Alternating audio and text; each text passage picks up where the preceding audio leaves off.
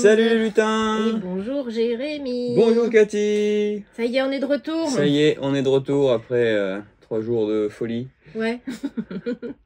Alors on a vécu un festival bien différent, toi et moi. Oui. Parce qu'en fait on s'est pas vu... Si, un peu vu. On s'est croisés. On s'est croisés. Ah, t'es là. Ouais. Parce que tu as fait ce que je faisais avant, il y a des années. Quand j'étais un piou-piou du milieu du jeu.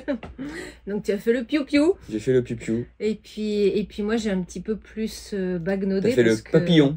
Moi j'ai fait le piou-piou, toi t'as fait le papillon. Parce que moi j'ai eu la chance, entre guillemets, parce que c'est mon travail aussi, de voir la plupart des jeux en amont dès le mois de juin pour préparer la prochaine sélection des ludicaires. Donc j'avais un petit peu d'avance sur toi, ce qui m'a permis d'un petit peu plus papillonner en effet dans les allées, de discuter un petit peu, de prendre la température du festival, de voir un petit peu comment allait le milieu du jeu.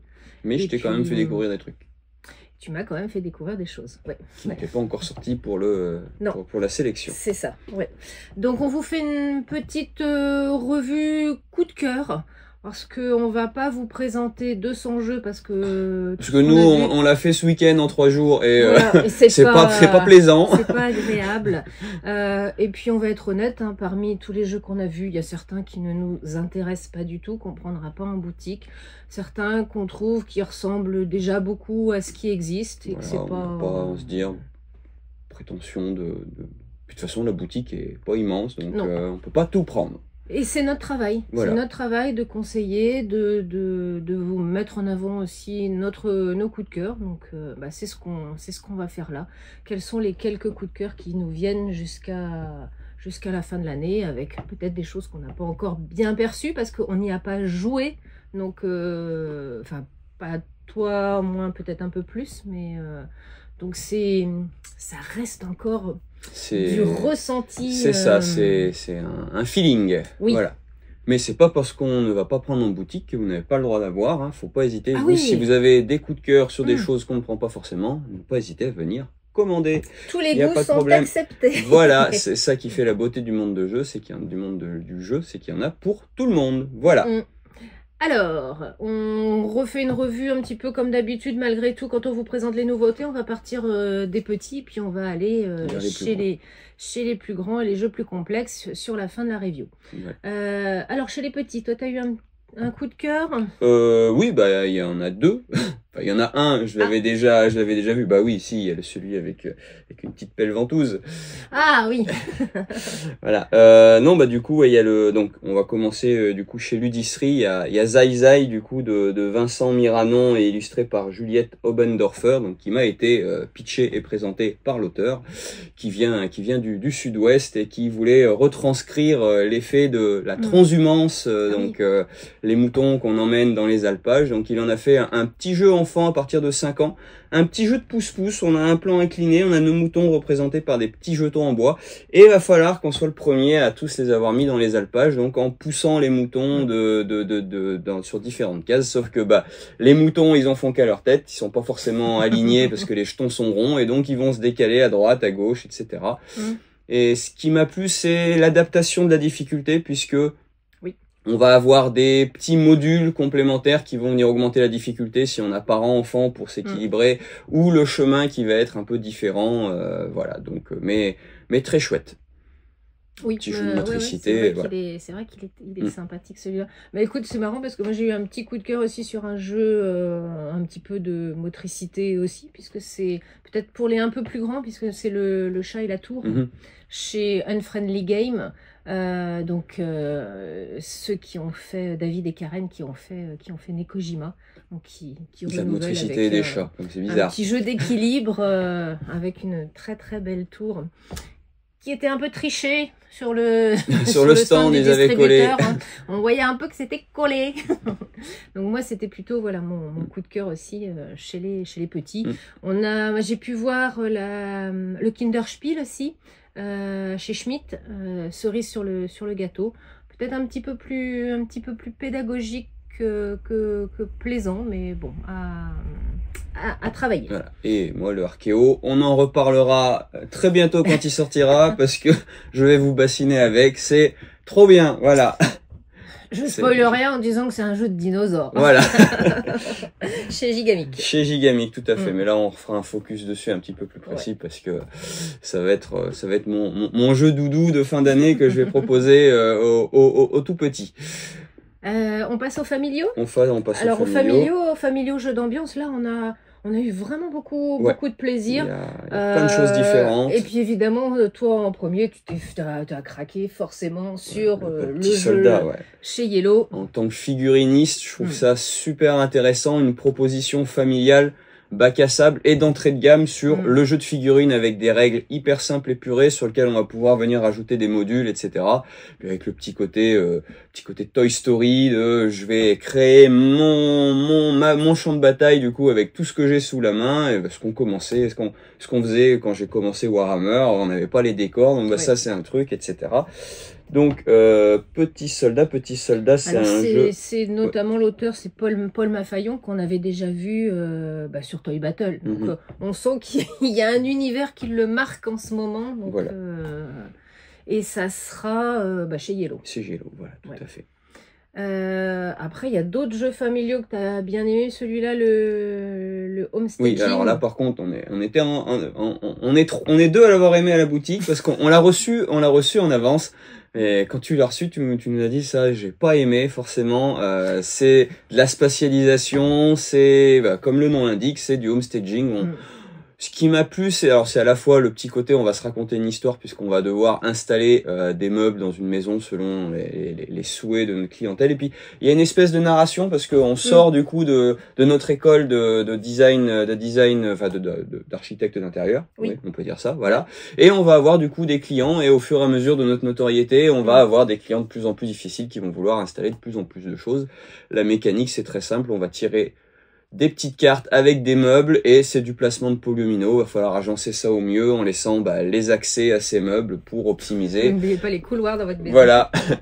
Et voilà, donc du petit jeu casse-tête, mais vraiment très chouette. Il arrive la semaine prochaine. Il arrive la semaine prochaine, donc on en reparlera dans les nouveautés. Facilement. Alors, je vais pas dire que c'est un jeu qui m'a pas plu. Je vais juste dire que en tant que personne dyslexique qui comprend pas la gauche, la droite, la spatialisation, en fait le jeu n'est pas jouable pour moi, donc je peux pas y trouver du plaisir, mais j'ai vu le plaisir que toi et Aurélie aviez à jouer, à le partager. Je l'ai testé avec maman, on a vraiment donc Homestaging, du coup c'est un jeu de Stephen Hacker illustré par Clément Masson et Ekaterina Daniliuk, excusez-moi si j'ai écorché le nom. D'autres jeux, beaucoup de jeux d'association d'idées qui reviennent aussi sur le devant. On pensait avoir déjà tout vu, tout imaginé, tout réinventé avec l'association d'idées. Non, il y a encore beaucoup à faire. Et donc l'étonnant Osmosis d'Agnès Largeau et Charlotte Lacroix aux illustrations. Celui-là, on vous le présentera la semaine prochaine aussi parce que il arrive, ça y est, il est en transit. C'est chez Jeux Hopla, donc c'est une fabrication complètement française. Ça me touche parce que moi j'aime beaucoup le style art nouveau, art déco, donc forcément tout est retranscrit là-dedans, et puis une façon de voir l'association d'idées qui est étonnante. Testé hier, effectivement, au début on est un peu mais j'ai rien le droit de dire, et le jeu le dit, et si vous posez la question de si vous avez le droit de le dire ou pas, c'est que généralement vous n'avez pas le droit de dire ce genre de choses. Donc voilà. Chouette aussi. Pareil, dans un design aussi très étonnant, c'est la fabrique chez Yellow. Celui-là, une sorte de mémorisation, une ambiance assez particulière, ce qui l'amène. Je suis pas ultra ok sur la DA finale. Je pense qu'il y avait peut-être des petites choses à chambouler, mais c'est une localisation, donc ça c'est toujours difficile, je pense, pour un éditeur distributeur français après de réinstaller un jeu. Mais celui-là, j'aurais grand plaisir aussi à vous le présenter. On a truc complètement barré, mais c'est normal parce que j'avais bien aimé Nouvelle Contrée sur le concept de jouer et de faire découvrir un livre de nos bibliothèques par le jeu. Et ben ils ont réitéré dans un party game. Alors c'est la même proposition avec une mécanique totalement différente. Donc c'est Comic Strip. C'est donc chez Olibrius, voilà, de Christophe Lagarto, Germain Wiesenschark, illustré par Stacey Thomas. Donc, on va prendre une BD, un manga, un comics de nos bibliothèques et on va jouer avec. Donc, un party game, c'est un jeu coopératif. On va devoir on va avoir une vignette désignée aléatoirement sur une page et devoir la faire deviner dans un petit carré avec des petits objets. Donc, essayer de retranscrire graphiquement l'idée essentielle de la case et on va tourner comme ça avec de moins en moins de ressources, voilà, jusqu'à ce qu'on réussisse l'aventure ou qu'on échoue, mais voilà, très très très chouette, bien barré, un système. Chez Olibrius, je crois que c'est ça leur plaisir. Hein. Ils avaient aussi fait Spirit avec Julien Protière. C'est ces objets jeux qui sont étonnants, qui amènent une vision du jeu de société un peu décalée. Des objets ludiques non identifiés. Ouais, c'est ça. Et je suis ravie d'avoir retrouvé Olibrius avec un nouveau jeu. Donc chouette. On a fini les jeux familiaux, un petit peu de discussion et autres. Là, je te relaisse la main chez Matago. The Peak Team, donc pareil, bon, c'est une découverte puisque on a eu le plaisir de l'avoir un peu en avant-première et de le tester. Et quand on nous l'a pitché avec Aurélie, c'était vraiment la surprise, un draft coopératif. On s'est dit, mais qu'est-ce que c'est que ça? Et en fait, c'est exactement ça. Donc The Peak Team, dans mes petites fiches, où est-ce qu'il est? Ah ben la boîte est là quelque part, sinon. Bon, si The Peak Team, un jeu de Scott Helms, forcément, et illustré par Crocotam. Donc, on est une équipe de rangers des parcs nationaux américains. On va devoir aller à différents endroits sur la carte et observer des animaux. Sauf que, mécanique à l'aventure du rail, je peux me déplacer avec des cartes des bons trajets. Sauf que je ne choisis pas ce que je vais avoir. C'est mon voisin de gauche et mon voisin de droite qui vont drafter les 4 cartes qu'ils ont tirées en début de partie. Et du coup, il va falloir essayer de deviner où est-ce que il va falloir essayer de choisir le trajet pour les autres. Et voilà, donc très chouette, de la discussion sur la programmation. Et après, on n'a plus le droit de discuter sur les cartes que l'on a. Mais voilà, pas facile. Il y a 5 niveaux de difficulté, un mode solo. Petit bémol, c'est que voilà, ils mettent de 1 à 5 joueurs. À 2, ça ne fonctionne pas. On a testé à 2 en premier avec Aurélie, ça fonctionne, mais voilà, ça fonctionne, mais c'est pas vrai, ça représente pas la sensation de jeu comme on a à 2, 3, à 5. Et le solo a l'air très bien. Je l'ai pas encore testé, mais le solo a l'air vraiment bien foutu. Un chouette familial, celui-là, ouais. Comme, ça fait partie des petits jeux comme Trekking the World là, qui est arrivé la semaine dernière, sur lequel on a toujours beaucoup de plaisir en jeu familial, sur un même plateau, on fait le plaisir des parties ensemble. Ça, je retrouve ce plaisir-là sur un plateau commun. Plateau simple. Ouais. Et après, ça va swinger dans les chaumières. Ouais, le DJ7. Alors, je suis pas du tout jeu musical avec appli, mais celui-là, il a une proposition. Alors, ils nous ont filé deux petites cartes avec QR code pour tester. Et ça match tout de suite, voilà. Donc DJ7, c'est un jeu de Camille Verrier et Colin Vallière, illustré par Florence Denazel. C'est dans les jeux haut les mains. C'est haut les mains qui édite. Et en fait, voilà. Donc c'est un blind test, sauf qu'il ne faut ni le nom de l'auteur, ni la date de sortie ou quoi que ce soit. C'est des thèmes. On va avoir un thème, voilà. Et donc les musiques, on a sur un thème, on a 7-8 musiques. Et il va falloir du coup, le thème créature, on sait que les musiques sont liées à une créature. Alors, soit c'est un générique d'un film, d'une série lié à une créature, soit le titre de la chanson c'est une créature, etc. Et c'est surprenant du coup, parce que on cherche, alors ça c'est qui, ouais c'est quoi le propos, etc. Et ah mais oui, vas-y, voilà. C'est surtout qu'il faut pas jouer avec Jérémy en fait, parce que forcément. Il y a sûrement des thèmes où je suis votre. Ah, ça a été chaud pour jouer avec toi. Aurélie a trouvé question pour un champion. Oui, bah c'est vrai, c'est pas besoin de le lui dire, de dire à tout le monde. Elle a trouvé un truc que je n'ai pas trouvé. Après, c'est quand même beaucoup de références à de la pop culture, etc. Donc, mais non, belle proposition. Ça change et c'est plutôt chouette. C'est plaisant. Ouais. Voilà, passer une bonne soirée, c'est plaisant. On reste un peu dans de la culture parallèle puisqu'on va aller voir Goldorak. Le Goldorak Experience. Donc ça c'est chez MAD. Le Goldorak Experience, c'est un jeu de Yann et Clem illustré par Alexis Talon. Alors je vous présente pas Goldorak, hein. Bon, c'est pas vraiment de ma génération. Oui, c'est pas vraiment de ma génération. J'étais déjà trop jeune pour avoir connu Goldorak à la télé, mais c'est des choses qui m'ont marqué parce que ça passait quand même. Goldorak, c'est un animé des années 70. Ouais, c'est ça, quand j'étais petite, voilà, qui a amené tout ce qui est manga et animé en France à partir des années 70. Le début du Club Dorothée. C'est ça. Et donc, ils ont fait un jeu coopératif façon Space Invader où on va devoir éviter que le grand stratègue ne conquiert la Terre. Donc, on est c'est quoi, les aigles de la liberté, je sais plus, la team de Goldorak, les aigles de quelque chose, voilà, et il va falloir générique encore, lequel, parce qu'il y en a plusieurs. Et il va falloir du coup gérer cette menace. Si il y a des soucoupes qui descendent, si une soucoupe arrive au niveau d'une des 4 bases de la Terre, il y a un Golgoth qui arrive. Il faut éliminer les 4 Golgoth avant que le stratègue ne soit monté au maximum de sa piste de méchanceté. Voilà, donc il y a des petits événements, va falloir gérer ça et voilà, de la gestion de menaces, mais très chouette. Voilà, et tout l'esprit de l'animé dans un petit jeu. On fera forcément une petite chanson Goldorak au moment de la sortie, ou pas. Des jeux à communication limitée, encore coopératifs, ça, il y en a encore de nouveaux et qui se réinventent très bien parce que forcément Tech Time, dont forcément beaucoup de gens ont déjà entendu parler. Julien Protière, donc qui arrive. Vous l'avez essayé au club hier soir du coup? On a fait 2-3 tours au club, ça a l'air d'interpeller. Ah ouais. Mais non, très chouette. Mais il y a déjà un petit buzz qui se fait autour. Il a circulé sur les festivals cet été, voilà.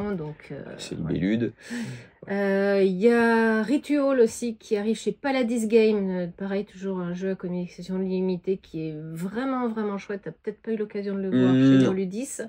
Et puis parce qu'on revisite aussi des valeurs sûres, il y a The Game qui se revisite plutôt joliment. Il y a quelques possibilités supplémentaires dans une boîte qui est un peu grossie du coup. Voilà. Et sur le thème del Días de los Muertos, la fête des morts mexicaines, un petit peu. Sur la thématique, design, au niveau de la thématique. Ok. On va passer un petit niveau supérieur. Si tu veux. Puisqu'on va passer à une revisite. Alors ça, tu le savais peut-être pas. Donc 1889. Oui, 1889. Si, Léo de Chèvre Édition nous l'a pitché comme ça. C'est une rethématisation d'un jeu de Matt Leacock qui était nommé au Spiel dans les années 2010, voilà, donc le 1889. Léo revisite en tant qu'éditeur drôlement bien la thématique, tout, et puis donc, les illustrations, on est super contents. Voilà, c'est illustré par Ronan Pincemain. Voilà, qui avait fait Saline aussi, qui traîne à Dinan de temps en temps. Voilà, donc le plaisir de du coup 1889. Faire une petite photo avec lui. Pour célébrer du coup le centenaire de la Révolution, exposition universelle de Paris. Et il va falloir, avec nos dés, gérer du coup la construction de tous les bâtiments qui ont été faits à cette époque. Donc il y a eu le Grand Palais, la Tour Eiffel évidemment, enfin voilà. Il y a 5-6 bâtiments à construire. C'est une course, c'est le premier qui arrive à faire le plus de points. Et on va créer un petit moteur de ressources puisqu'on va pouvoir accélérer, avoir des dés supplémentaires, des petits bonus supplémentaires, etc. Donc voilà. Un petit roll and write, une petite boîte bien remplie. Oui, ouais, mais bon, une valeur sûre.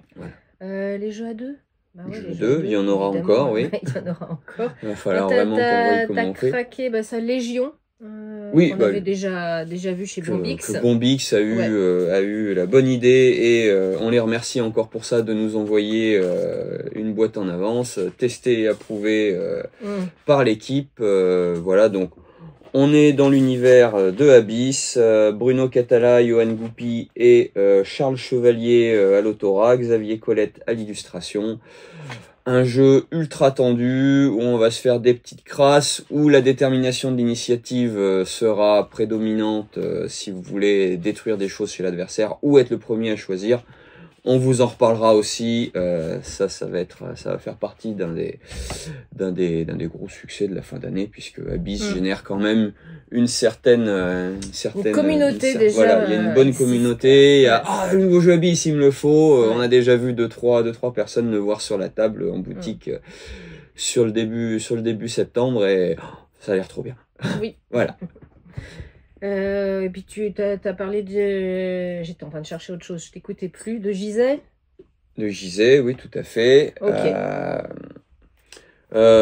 Donc ça c'est pareil, c'est une réédition, petit jeu... 1985, ouais, donc voilà. Tu craques sur des jeux qui... Ah non, bah, j'ai pas craqué. Il est beau. Corentin chez Tribuo m'a dit que c'était pour fêter un anniversaire. Ouais. Et du coup, voilà, c'est un jeu combinatoire. Voilà, on a des petits disques de différentes hauteurs et il va falloir être le premier à aller mettre un de ces disques chez l'adversaire, sachant qu'on ne joue toujours que les disques qui sont le plus éloignés. Les disques à 1, 2, 3, le 1 il se déplace de 1, le 2 de 2, le 3 de 3. Et si on arrive tout pile sur une pile de disques, eh ben on va pouvoir avoir un mouvement bonus de la hauteur de la pile sur laquelle je m'arrête. Donc il y a vraiment une réflexion de comment je me déplace, une vraie réflexion sur comment on ouvre, puisque comme on n'est pas comme aux échecs où on a les mêmes déploiements à l'ouverture, on choisit notre système d'ouverture et donc ça peut influer la partie, etc. C'est très bon jeu, simple, efficace, à la gamme Quarto, Corridor, etc. Sauf que c'est pas chez Gigamic, mais ça fait partie en effet de ces jeux épurés, mais qui amènent beaucoup de choix et de réflexion. On passe au dur du dur. Au dur du dur. Un peu, parce que là, il te reste la bohème. La bohème, ouais. Alors, un jeu de deck building où on va retrouver un peu le système qu'on avait eu sur After Us, où il va falloir, avec les cartes, créer des icônes pour pouvoir progresser, etc. Mais c'est surtout le thème qui m'a emballé. Un thème vraiment hyper original, le thème de la bohème. Donc on est dans le Paris, un peu Montparnasse, etc. On va incarner des musiciens, des poètes, etc. qui cherchent à réaliser 5 œuvres. Donc voilà, on s'éloigne un peu des traditionnels science-fiction, fantasy, etc. Sur un thème un petit peu plus poétique, qui appelle un petit peu plus à l'évasion, etc. Donc voilà, c'est superbement illustré, c'est très chouette. La bohème, du coup, c'est de Jasper Delange et c'est illustré par Mateusz Kopax et Anna Kuik. Et voilà, on vous en reparlera aussi parce que voilà, c'est des thèmes un peu originaux comme ça rafraîchit un peu, ça fait toujours plaisir. Et puis dans les jeux d'enquête, il y a pas mal de choses aussi intéressantes. Il y a du Bombix, mais qui n'arrivera sans doute qu'en 2026. Ouais, en 2026. C'est prévu pour février 2026, je crois. Ouais, je crois, ouais. Les secrets de Warren, et je me rappelle plus du nom de Warren, je sais plus quoi, c'était ce que j'étais en train de chercher, donc je mettrai en bas, je suis désolée, j'ai oublié le nom exact qui a changé, c'est pour ça j'ai encore l'ancien nom de la boîte. Et dans dans les jeux qu'on dit experts parce qu'ils sont plus longs en tenue de lecture de règles et de jeux, bah forcément, je pense que toi comme moi, évidemment, on s'est arrêté chez Ludonote. Oui, le limite qui m'interpelle vraiment. J'ai vraiment envie de tester une partie et de voir mon ressenti de fin de partie. Donc, Limite, c'est un jeu d'Alexandre Poyet et c'est basé sur du coup le programme informatique Word 3 Voilà, donc c'est plein de petits curseurs qu'on déplace et le modèle du coup anticipe l'évolution de l'humanité. Et il s'est très peu trompé, ce qui n'est pas, voilà, je vous laisse aller vous renseigner dessus, c'est pas forcément hyper réjouissant ce qu'il nous annonce, mais alors le jeu voilà va forcément faire le parti pris de, on commence en 1860, on va essayer sur 2 siècles jusqu'en 2060 de faire évoluer notre population. C'est un jeu de civilisation, mais pas vraiment comme on l'entend habituellement. Jeu de civilisation, généralement, on se dit, on est dans l'Antiquité, etc. et on va faire progresser. Là, voilà, on va jouer sur différents curseurs, la politique, le mécontentement ou pas de notre population, l'embourgeoisement ou pas. Et c'est vraiment nos choix qui vont faire qu'on va progresser d'une certaine façon ou pas. On a les événements qu'on a connus dans notre monde moderne, donc la révolution industrielle, les guerres mondiales, etc. Et donc ça va forcément influencer sur la demande de notre population, nos choix politiques, économiques, etc. Et à la fin, voilà, moi j'ai hâte de voir le ressenti de ma partie. Voilà. Florian, notre commercial chez BlackRock, nous a dit, ils ont fait une partie à 4. Il y en a un qui est parti tout de suite sur une dictature. Et en le voyant progresser militairement comme ça, alors il a laissé complètement sa population de côté, du coup il m'a dit, en 2 tours on a créé l'ONU, on a fait une coalition des 3 autres pour éviter de se faire envahir, etc. Donc je pense que voilà, comme tu m'as dit, on n'en ressort pas indemne d'une partie de limite, ça fait réfléchir sur le monde dans lequel on vit, et j'ai envie du coup de tester ça. Le livret de règles en lui-même déjà est déjà une belle œuvre à lire et à comprendre jusqu'au bout. Le jusqu'au bout est important. Voilà, ça c'était tes coups de cœur. J'en ai rajouté quelques-uns, mais et il y en aura d'autres de toute façon. On va pas s'étaler des heures et des heures, mais il y a plein de choses super intéressantes qu'on a vues et. Mais t'as pris du plaisir en tout cas, je crois. Je te trouvais heureux au bout de 3 jours. Un peu fatigué, mais j'ai pu tester des jeux que je n'avais pas pu faire l'an dernier, donc c'est pas finalement si désagréable d'être tout seul, puisqu'on peut papillonner aussi. Et puis si on a fini nos rendez-vous, on peut aller s'incruster à une table, faire un tour de jeu d'un truc, etc. Voilà, ouais. T'es jamais tout seul dans ce milieu. Les collègues ludicaires ou influenceurs ou presse ou barrageux, etc. sont toujours accueillants. Je me suis jamais fait refuser une table, etc. Donc non, bonne ambiance. Et je remercie aussi Festival de Vichy pour l'organisation et nos commerciaux qui ont réussi à garder la patate pendant 3 jours et le sourire et la bonne humeur, parce que c'est pas facile aussi pour eux. Voilà, c'est leur métier, mais c'est aussi un gros travail d'intellectualisation et d'explication, de rabâcher à chaque rendez-vous un peu les mêmes choses. Donc voilà, merci beaucoup pour tout ça. Et puisque tu parles de la presse, j'en profite pour dire que j'ai le plaisir de faire une interview avec Matt de C'est Ludique. C'est l'émission qui se trouve Trégastel, Station Millennium, sur la côte de Granit Rose, là un peu plus loin par chez nous. L'émission était enregistrée, elle sera diffusée demain matin, je crois, vers 10-11h, je sais plus, enfin il y a forcément des replays. Donc l'émission c'est Ludique avec Matt. On prend, allez, tant pis, on va déborder un peu sur l'heure d'ouverture tant qu'il n'y a personne à la porte pour faire une petite mise en avant du groupement des boutiques ludiques sur les prix que notre association a remis donc lors de la cérémonie le lundi soir. Nous avons donc remis 3 prix. Le prix du travail éditorial, donc, qui est allé à Caroline Ancel pour le jeu Lula, le Puzzle Odyssée. Nous avons aussi remis le prix du travail d'illustration à Ben Renaud pour Présage et le prix du travail autorial qui est allé à Maxime Rambourg pour Présage également. C'est quoi ces prix en fait? Ces prix, c'est... Dis, c'est quoi ces prix? C'est quoi ces prix? Ces prix sont là pour un petit peu vous expliquer, et expliquer même des fois à nous que une boîte de jeux, c'est c'est quelque chose qui nous arrive comme ça facilement sur nos tables, mais comment pas qu'un objet. C'est comment elle a été construite en fait. C'est une œuvre finale, mais à l'intérieur de cette œuvre, ben il y a plein de métiers, plein de compétences qui sont utilisées, et que c'est important que ces personnes là qui se cachent derrière cette boîte finale, vous sachiez un petit peu qui elles sont et comment elles travaillent. C'est surtout intéressant pour nous aussi d'apprendre comment ça se coordonne ces différents métiers pour arriver à la boîte finale. Donc c'est vraiment une remise des prix qui est ultra intéressante parce que tout au long de l'année, il y a une commission qui travaille pour un petit peu analyser, discuter avec les éditeurs, les auteurs, autrices, illustrateurs, illustratrices pour comprendre un peu comment tout ça s'imbrique et c'est vraiment ultra intéressant. Ouais, c'est du travail, on se rend pas compte forcément, mais c'est énormément de travail, que ce soit du côté de l'auteur, de l'illustration ou même de l'édition. Hein. On l'a bien compris quand, je sais pas si vous avez vu la cérémonie, mais j'ai mangé son nom de Gigamic. Caroline a expliqué que sur les premières arrivées de Lula, c'était en vrac dans la boîte et il a fallu dépuzzler et recomposer les puzzles. Voilà, enfin je vous laisse voir sur elle dit tout de toute façon sur son remerciement.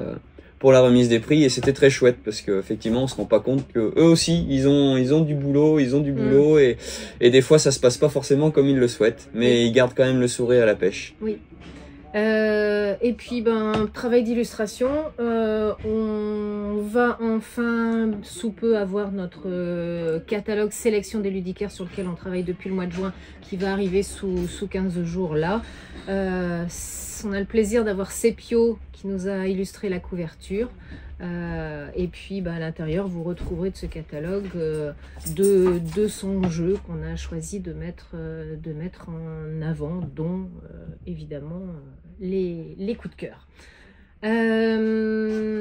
Vous avez vu sûrement passer tout ce qu'on a vu à Vichy, tout ce brouhaha ou pas brouhaha, parce qu'on a filmé aussi avant. Il y avait du monde, c'était pas en pleine heure d'ouverture, c'était le matin, avant l'arrivée. C'est parce qu'on a le plaisir de pouvoir filmer un petit peu pendant que le festival n'est pas ouvert. Donc merci à l'équipe organisatrice de Vichy, en effet, qui nous permet ces petits moments privilégiés. Et voilà, on a réussi à tenir dans à peu près une demi-heure. Voilà. Et à partir de la semaine prochaine, on rentre dans le dur. On vous les explique. Et puis ça arrive en boutique et c'est parti pendant un mois et demi de beaux moments de folie. Ouais. Et merci de nous avoir écoutés et puis très bientôt. À bientôt.